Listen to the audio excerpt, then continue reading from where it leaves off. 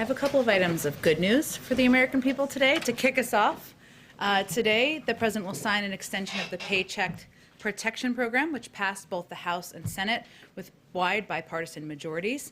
Since the beginning of the pandemic, 400,000 small businesses have closed for good, and millions more are struggling to stay open. In December, Congress provided an additional $284 billion for the Paycheck Protection Program. In just 2 months, we've approved over $200 billion worth of forgivable loans to more than 3 million small businesses. And in this round, we've distributed a greater share of relief to very small businesses. So today, the President will sign the Extension Act into law. We want small businesses to know that help is here, and they now have until May 31st to apply. As we do every week, Jeff Zients hosted a call with governors from across the country. He, of course, provided them an update on what the President announced yesterday, that by April 19th, 90% of adults in the U.S. will be eligible for vaccination. 90% will have a vaccination site within 5 miles of where they will live. This will be made possible by increasing the federal retail pharmacy program from 17,000 to nearly 40,000 stores nationwide, a program that started out as a pilot and has been very successful. He also announced there'll be an increase of supply to over 33 million vaccine doses across all of our channels, which is going to help meet the needs with the moving forward of the eligibility timeline. Another update in terms of getting the checks out to people. There are a significant number of Social Security recipients who do not file taxes. As we noted earlier, or a couple weeks ago, I should say, direct payments went out very quickly to those who file taxes every year, who do it via direct deposit. And thanks to collaboration between the IRS and the Social Security Administration, they will soon announce that we are on track to send those payments out this weekend. The majority of people should see them in their bank accounts on Wednesday, April 7th, which is obviously a very positive step forward. Finally, as many of you saw earlier this morning, the President announced his historic slate of judicial nominees of his administration, the first historic slate, I should say, with 11 candidates overall. This is an unprecedented fast start for any president in the U.S. history on judicial nominations. This is also a groundbreaking slate in many ways. It includes 4 nominees who have served as public defenders, 4 who are members of the AAPI community, a nominee who, if confirmed, would be the first Muslim American federal judge in history. 9 of the 11 nominees are women. And overall, this group represents a paradigm shift in the type of people who can see themselves on the federal bench, while still maintaining the President's absolute highest standards for the qualifications, integrity, and fairness of each individual being considered. So lots of news. Go ahead, kick us off. Thank you, Jen. I wanted to start by asking on guns. It has been noted, actually, that 40 years ago today was the attempted assassination of President Reagan. But some gun safety groups have expressed disappointment at the President's sidestep of the issue in his news conference last week. Can you give an update on what is in the works in terms of a timetable for possible executive actions on guns? Well, first let me say the President understands their frustration. He is somebody who has fought for gun safety measures since he was in the Senate himself. He did that in his effort to fight for the Brady Bill, in his effort to fight for a ban on assault weapons, and in his leadership putting in place almost 24 executive actions on gun safety when he was in the Obama-Biden administration. Right now, we're working on a couple of levers. One is working with Congress. There are 2 background check bills that have moved their way through the House. Many of you may have seen this weekend, Senator Chris Murphy, clearly a leader on these issues, somebody who has been a leader since Newtown and even before, sees a path forward. We've seen an openness by even some Republicans to having a debate and a discussion. We'll take that. While that is moving, while there are discussions on that front, and the President will certainly be engaged in those, we are also continuing to review and consider what the options are for executive actions. We hope to have an update on that soon. I don't have an exact day for you at this point in time. Okay, follow up on that, and then one other matter. On guns, does the President still plan to go to Colorado after the mass shootings there, and if so, when? I don't have an update on a trip to Colorado. Obviously, that trip would be done in coordination with the leaders in the state, community that was impacted by this terrible tragedy, but I don't have any plans to preview for a trip to Colorado at this point. And then one more thing, on another lighter matter. It's obviously a presidential tradition to throw out the first pitch on opening day.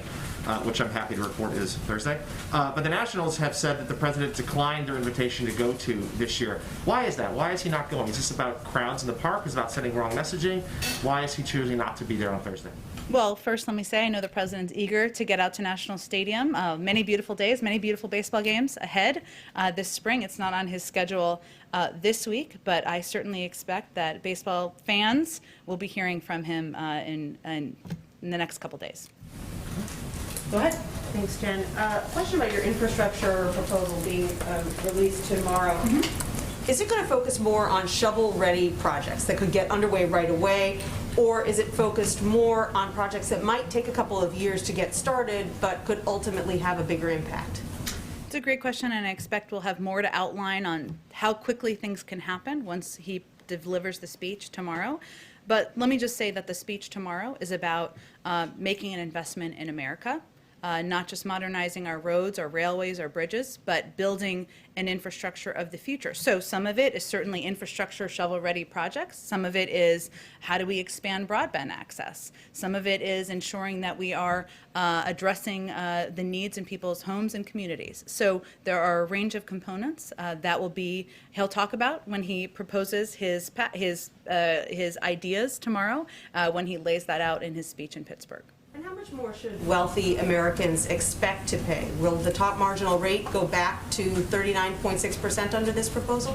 Well, I expect that tomorrow, again, the speech is really about his vision for creating jobs, good paying union jobs, and really investing in the industries of the future. But he thinks it's the responsible thing to do, to propose a way to pay for that over time. So, and he also believes that there's more that can be done to make the corporate tax code fair. And so I expect that will be the focus of his remarks on taxes tomorrow. And what about the estate tax? Is that something you're also considering increasing? Again, I'm not going to get too far ahead of the president's own speech and proposal, and I know we'll be previewing it more in the next 24 hours, but he believes that there's more that can be done to make the corporate tax code fair, to reward work, not wealth, to ensure that we can invest in the future industries that are going to help all people in this country. And one other topic, 23 countries have signed on to the idea of this WHO treaty that would improve information sharing during future pandemics. Why hasn't the U.S. signed on to that? Well, we believe it's vital in working with international partners and other countries, and of course strengthening and reforming our international efforts as it relates to addressing pandemics and future pandemics. We do have some concerns primarily about the timing and launching into negotiations for a new treaty right now, and we believe that could divert attention away from substantive issues regarding the response, preparedness for future pandemic threats, and we believe that should be our focus currently, but we're certainly open to looking for continued collaboration with the global community. Thank you. Go ahead. Does President Biden believe that the millions of Americans who lost loved ones to COVID-19 deserve a better response than one that they've gotten from the WHO? In terms of looking into origins for COVID-19. Well, I think he believes that the American people, the global community, the medical experts, the doctors, all of the people who have been working to save lives, the families who have lost loved ones, all deserve greater transparency. They deserve better information. They deserve steps that are taken by the global community to provide that. So there was an extensive statement put out by a number of countries, including the U.S., but let me highlight, we're still reviewing the report, but let me highlight some of the concerns that have come up to date. The report lacks crucial data, information, and access. It represents a partial and incomplete picture. There was a joint statement, as I noted, that was put out. We also welcome a similar statement from the EU and EU members, sending a clear message the global community shares these concerns. There are steps from here that we believe should be taken. There's a second stage in this process that we believe should be led by international and independent experts. They should have unfettered access to data. They should be able to ask questions of people who are on the ground at this point in time, and that's a step the WHO could take. And that statement says that the U.S. joins these countries in expressing shared concerns. But the statement, quite frankly, is pretty bureaucratic and perhaps does not meet the moment of the seriousness of the crisis here in this country in terms of the death toll. So what is the White House's actual reaction to this report from the WHO? Was it simply inadequate? Well, the report we're still being reviewed by our team of experts. 17 experts are reviewing it. But you know the headline of it, and it's not sufficient. You've We said agree. so. And we have long said, as I just stated, it lacks crucial data, information, it lacks access, it lacks transparency. It certainly, we don't believe that in our review to date that it meets the moment, it meets the impact that this pandemic has had on the global community. And that's why we also have called for additional forward-looking steps. And I will tell you that negotiating between 20 countries or so to get a statement out, sometimes it appears bureaucratic, but well President intentioned. speak on this. On the WHO report, I expect we'll let our review conclude and then we'll look for an opportunity for him to speak to it. But I can certainly confirm for you that he shares these concerns. They are coming directly from him and directly from our national security team, who has looked at what the report has presented to date.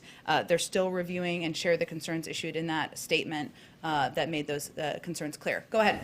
Thanks, Jen. I just want to piggyback off of that as well. World Health Organization Director General Tedros, one of his primary concerns was that the report may have glossed over, if you will, the possibility that the virus escaped from a lab. Is that a central concern of the White House as well? And then when you talk about cooperation, has China not cooperated enough in the White House's opinion? Well, they have not been transparent. They have not provided underlying data. That certainly doesn't qualify as cooperation. The analysis performed to date from our experts, their concern is that there isn't additional support for one hypothesis. It doesn't lead us to any closer of an understanding or greater knowledge than we had 6 to 9 months ago about the origin. It also doesn't provide us guidelines or steps, recommended steps on how we should prevent this from happening in the future, and those are imperative. And so that centers on the hypothesis that would involve the lab. Again, it doesn't lead to, it doesn't provide us greater understanding of the origin of the virus. And second question, just on the next legislative package, has the president started to reach out to moderates, to centrist Republicans as well, and to kind of woo them to get ahead of some of the things that we saw with the last package? Woo them, I like it. The president will be, of course, directly engaged in this effort to move this package forward. I will say that what he views his role is laying out what a vision is, a broad vision, a bold vision for how we can invest in America, American workers, our communities. We're also, though, very open to hearing ideas and proposals from members of Congress, Democrats or Republicans. We know that 80% or more of people in this country, Democrats and Republicans, support investing in infrastructure. And of course they will. Of course they do. We're 13th in the world as it relates to infrastructure. We're one of the wealthiest countries in the world. That doesn't make a lot of sense to most people across the country. More than 1/3 of bridges in this country need repair. That's 231,000. That's a lot of bridges. 1 in 5 miles, or 886,000 miles of our highways and major roads are in poor conditions. Those aren't issues where Democrats just have concerns. Republicans have concerns, independents, people who don't see themselves as political. And he believes that investing, we can't afford not to invest in improving our infrastructure. There are questions about, people may have different ideas about how to pay for it. We're open to hearing them. So hopefully people will bring forward ideas. And last question, the skinny budget is due out this week. What programs or agencies should we expect to see a boost in funding? I know people love the term skinny budget, but is actually just a discretionary guide. So it should be out soon, and we'll wait for it to come out, and then I'm sure we'll have an update from our budget, our own B team.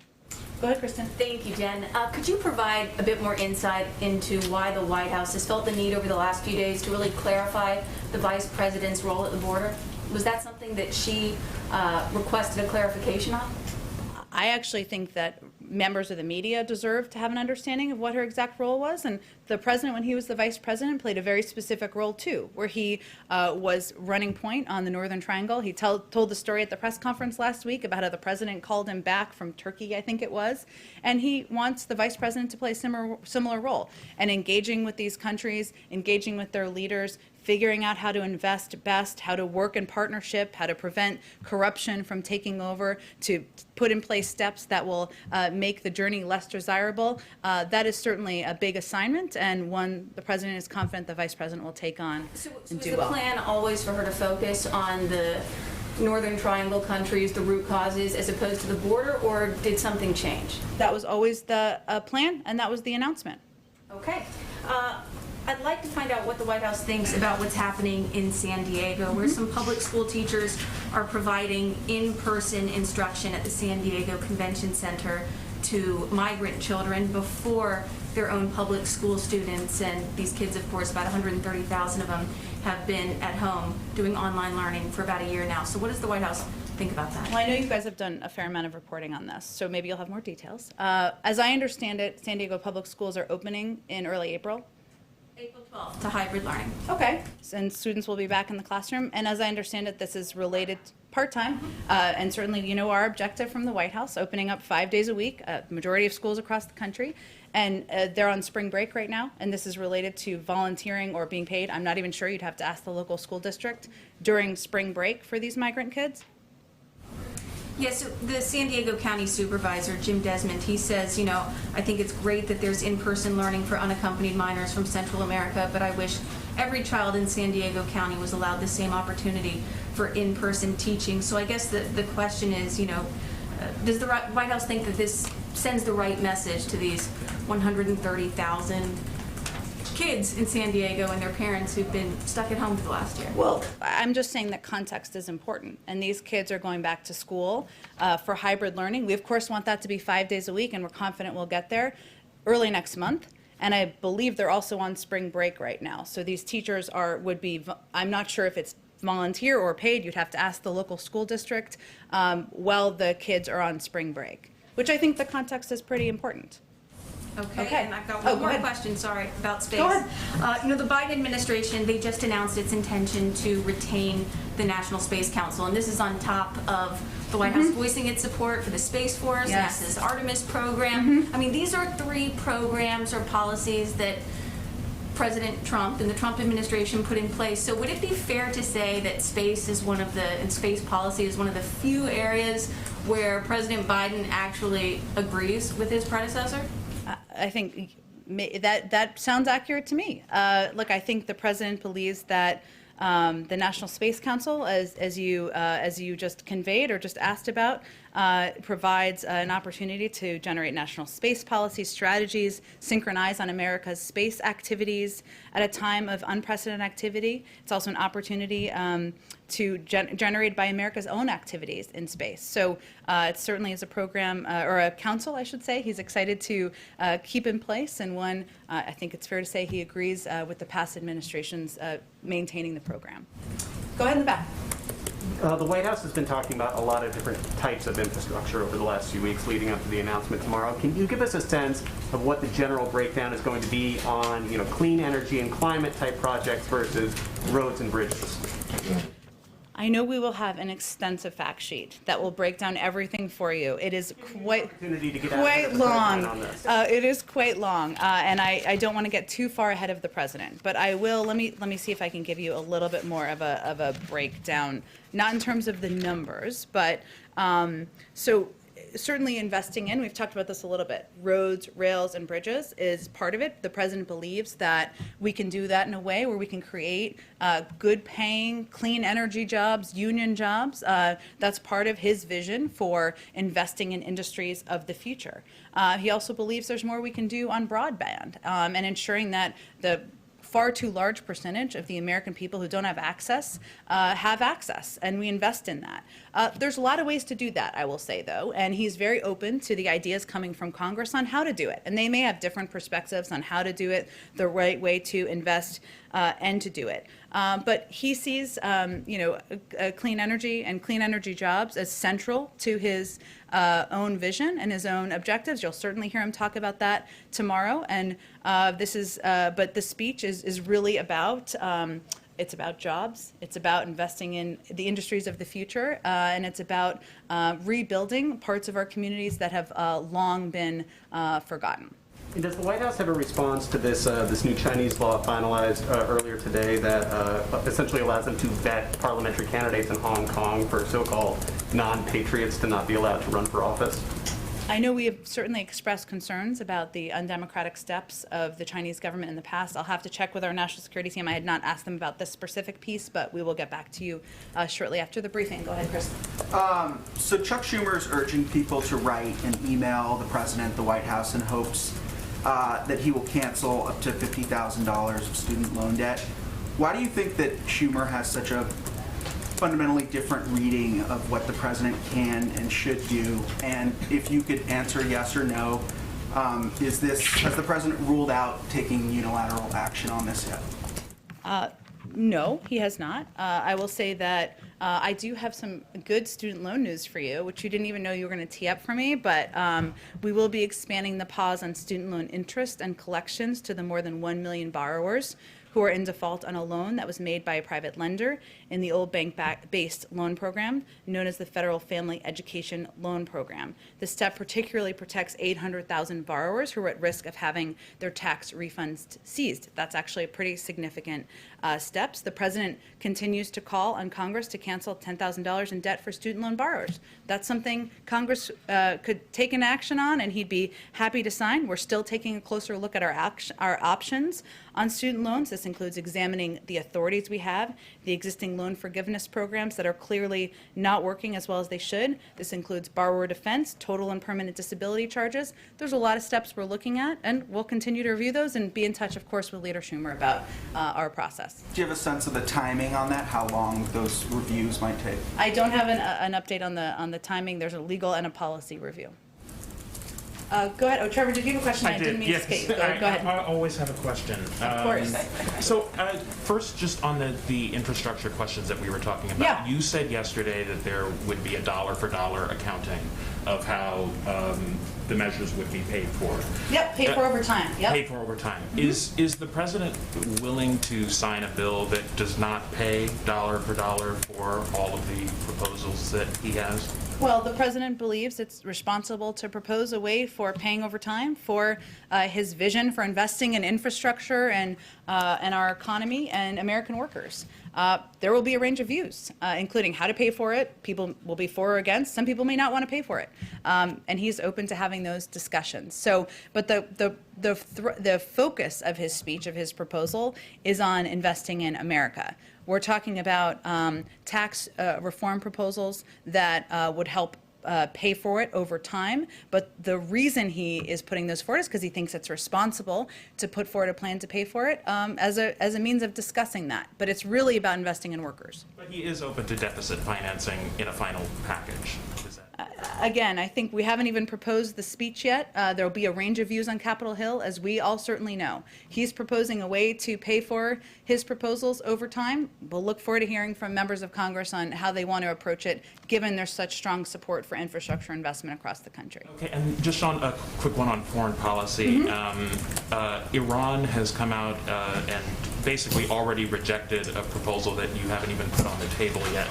About relaxing some of the sanctions against them to get them to come to the table. They say all of the sanctions need to be relaxed before they'll consider any changes on enrichment. Is there any point to putting a proposal on the table if it's already going to be a non-starter? Well, we remain committed to pursuing a diplomatic process to determine a way forward. Sometimes that takes some time, and we certainly have found that in the past as it relates to negotiations with Iran. We remain ready to reengage in meaningful diplomacy to achieve a mutual return to compliance with the JCPOA commitments. And that offer to discuss and engage is on the table. Go ahead. Thanks, Jen. One quick follow-up on space and then two others. Sure. So, Vice President Pence had a pretty public-facing role with National Space Council. He was kind of involved in the policy making. I know it's a new thing here, but will Vice President Harris have a similar involvement with the Space Council on her end? It's a great question. I know it's the Space Council technically falls under the Vice President's team and office. I'd have to talk to her team about her public-facing role, and I'm happy to do that. Gotcha. One on ambassadors. So there is yet to be an appointment for the U.S. ambassador to China. There's been some reporting that there's rumors about kind of jockeying of who that person might be. Any updates on the appointment timeline, even a short list for that posting? I know I've seen a lot of names reported out there, some of which would be great choices, but I don't have an update on the timeline for announcing the nomination of ambassadors. For the summertime, anything broad? Certainly hope so, but I don't have an update on when the president will make any decisions. One quick one on the Supreme Court. So Okay. about a year ago, I would say, President Biden, then candidate Biden, committed to putting a black woman on the Supreme Court. Of course, today's appointments and news kind of generate some buzz on who those folks might be. Is there any update, anything you could advance for us on Vice President Biden's efforts to put a black person on the Supreme Court, any kind of shortlist situation to that end? It would require there being an opening on the Supreme Court, of course. There is not an opening on the Supreme Court.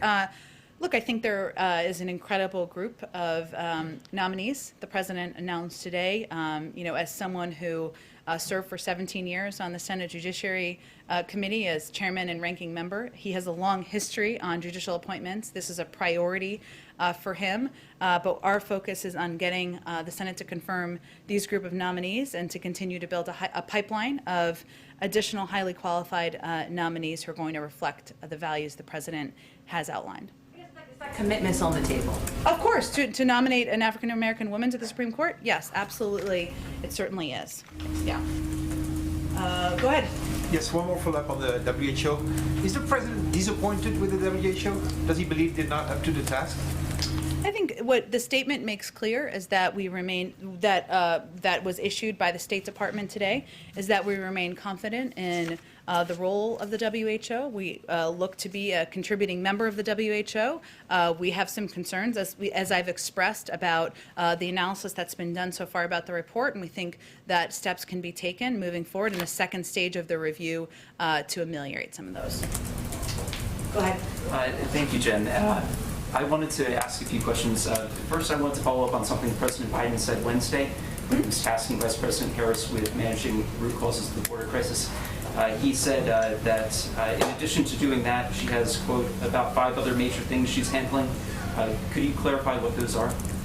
Well, first, some of it is we have not yet announced yet, so I won't get ahead of those.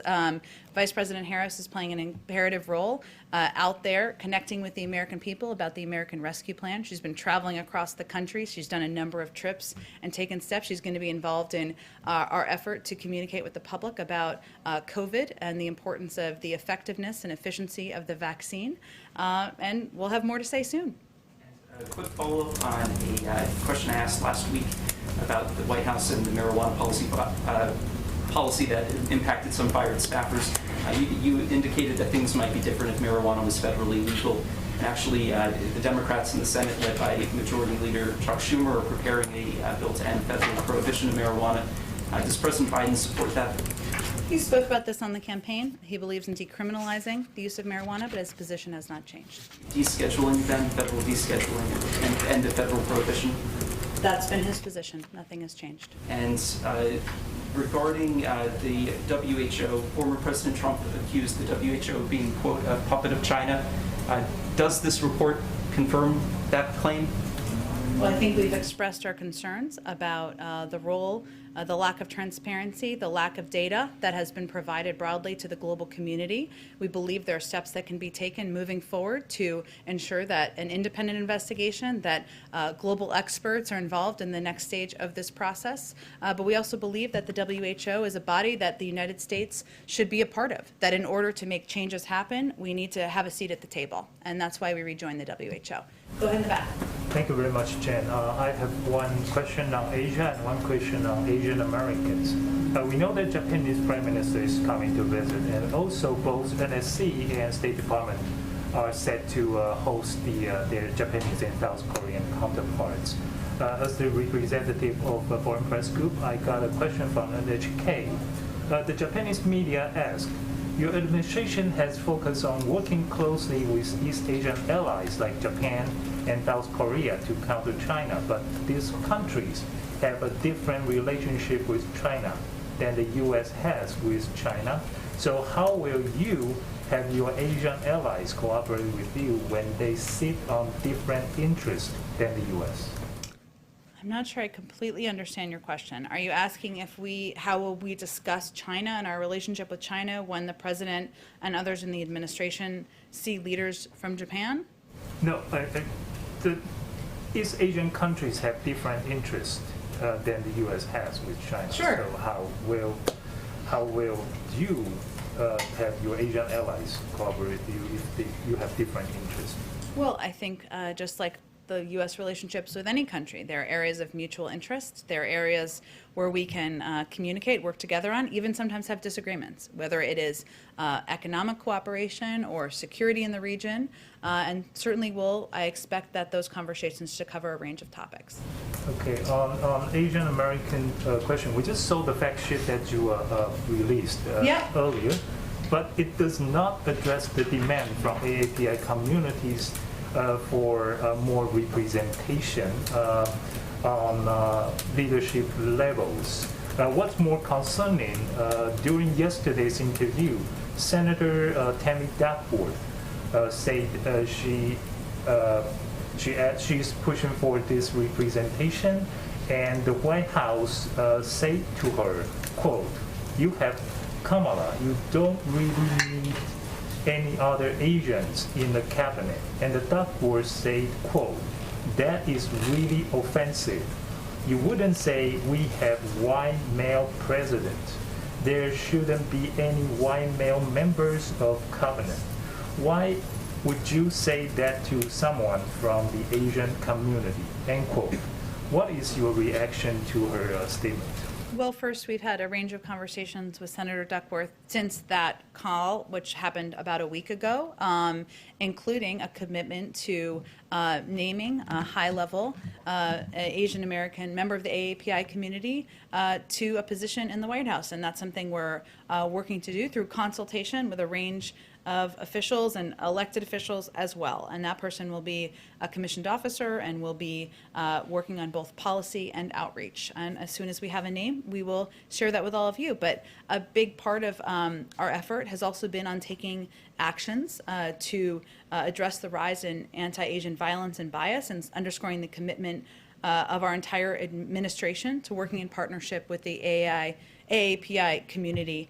The president announced that DOJ has launched an agency-wide initiative to address anti-Asian hate crimes and acts of violence.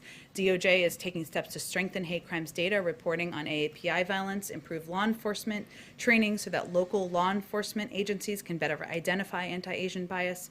In the coming weeks, the administration will meet with AAPI leaders to hear their input and how we can play the most constructive role possible in the community. And the president raised, because he felt it was imperative to elevate the continuing threats, the hate speech, and the violence against the Asian American community in his speech he gave during a primetime address a week ago. Go ahead. Yeah, it's actually a good follow-up from what Ching-Yi just asked, so thank you, Jen. Sure. So as you know, we've had a spike in carjackings in Washington, D.C. Yeah. And there's been a huge uproar, of course, about the carjacking and killing of a Pakistani American by two teenage girls.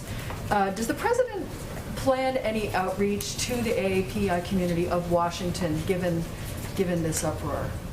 Well, the president and his administration, he's asked members of his team, senior levels of his team, to be engaged in a broad swath of leaders from the AAPI community from across the country. I can certainly check if there will be individuals from the D.C. community as a part of that outreach. Okay, and given that there's been this spike in carjackings here in Washington, has the White House put out any guidance to staff who, of course, work in Washington, many live in Washington?